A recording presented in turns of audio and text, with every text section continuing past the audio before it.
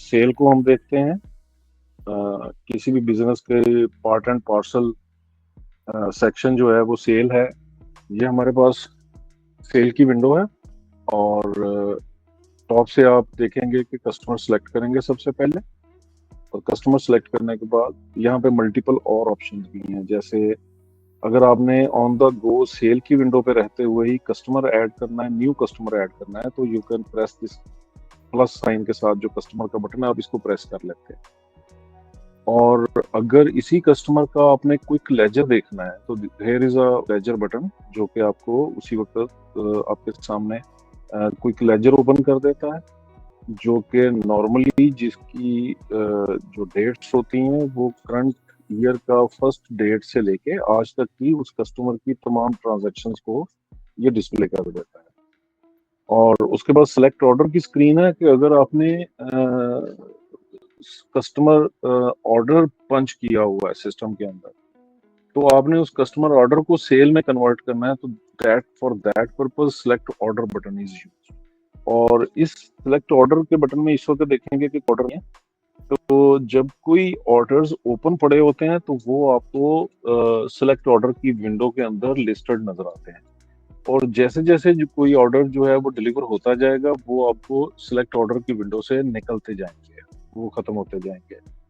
तो इस तरीके से आपको किसी भी टाइम अगर आपने जानना हो कि आपके कौन से ऑर्डर्स हैं जो इस वक्त ओपन है, तो आप सेल की विंडो पे आके सेलेक्ट ऑर्डर का बटन दबाएंगे तो जितने भी ओपन ऑर्डर्स होंगे वो यहाँ पे आपको लिस्टेड होंगे। हाँ, आप किसी भी ऑर्डर को मैनुअली अगर क्लोज करना चाहते हैं तो इसी विंडो से आप उसको क्लोज भी कर सकते हैं, but until unless an order is open ये आपको इस विंडो में नजर आता रहेगा। इसी तरह फिर आपके पास ऑप्शन है सिलेक्ट कोटेशन की। आपने एक कस्टमर को कोटेशन भेजी हुई थी और कस्टमर कंफर्म कर देता है, तो there is very easy in तरसील सिस्टम कि आप किसी कोटेशन को सेल में कन्वर्ट करना चाहें तो जस्ट सिंपली सिलेक्ट कोटेशन का बटन दबाएंगे, उस सेल को आप कोटेशन को आप सिलेक्ट करेंगे और वो कोटेशन सेल में कन्वर्ट हो जाएगी। तो ये एक 3 क्विक बटन्स हैं यहाँ पे। और अच्छा, इसी तरह इसके अंदर अब किसी भी एंट्री के अंदर जो आपको एक्शंस अवेलेबल हैं वो एक्शंस ये यहाँ पे आपको मिलते हैं। आप किसी सेल को एडिट करना चाहते हैं, you press the edit sell button. Delete करना चाहते हैं, you press the delete button. Print करना चाहते हैं, उस सेल का डिलीवरी चालान प्रिंट करना चाहते हैं, तो ये तमाम एक्शंस आपको यहाँ पे अवेलेबल हैं। डिलीवरी चालान का और सेल का डिफरेंस क्या है? सेल का जो प्रिंट होता है उसके अंदर क्वांटिटीज एंड अमाउंट्स सारी इंफॉर्मेशन अवेलेबल होती है।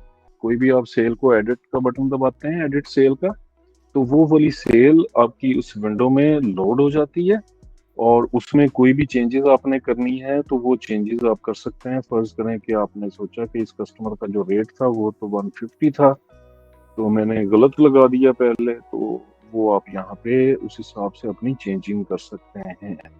आपको उस हिसाब से अपना कैश रिसीव भी चेंज करना है।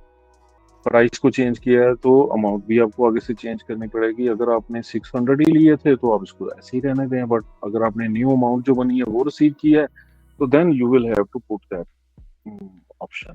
तो मैं इस एंट्री को अपडेट कर सकता हूँ, इस एंट्री को मैं क्रेडिट बना सकता हूँ। ये बैंक के थ्रू रिसीव हुई है तो मैं बैंक की ऑप्शन सेलेक्ट कर सकता हूँ। By default cash option selected है। इसमें कोई नोट डालना है मैं नोट डाल सकता हूँ, डेट चेंज करनी है तो मैं डेट चेंज कर सकता हूँ। यहाँ पे ये तमाम ऑप्शंस यहाँ पे अवेलेबल हैं। अपडेट करके मैं कंफर्म करूंगा तो ये एंट्री कंफर्म हो गई है। इसी एंट्री को मैं आपको दिखाता हूँ कि ये वाली एंट्री है, और इसकी अगर मैंने प्रिंट सेल लेनी है तो वो किस तरीके से आएगी। तो यहाँ पे इस सेल का प्रिंट आपको अवेलेबल है। यहाँ पे टॉप पे आपने जो भी अपनी कंपनी सेटिंग दी है, लोगो आपने जो भी अपना दिया है, वो सारा कुछ आ रहा है।